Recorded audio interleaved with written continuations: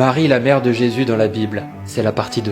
Une fois, alors que Jésus parlait, une femme s'est écriée dans la foule. « Heureux le sein qui t'a porté, heureuses les mamelles qui t'ont allaité. » À ce moment-là, il n'y avait pas de meilleure occasion pour Jésus de déclarer que Marie était digne d'adoration et de louange.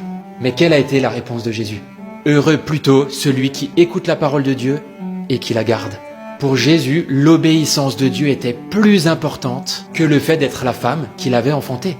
Les Écritures ne mentionnent nulle part Jésus ou quelqu'un d'autre adressant la louange, la gloire ou l'adoration à Marie.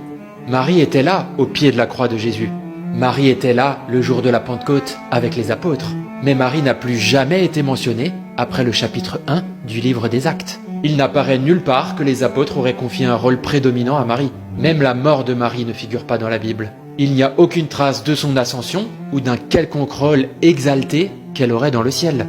Marie doit être respectée en tant que mère terrestre de Jésus, mais elle n'est pas digne de notre adoration. La Bible ne dit nulle part que Marie peut entendre nos prières ou qu'elle peut servir de médiateur auprès de Dieu. Au contraire, la Bible dit que seul Jésus est notre médiateur et avocat auprès de Dieu.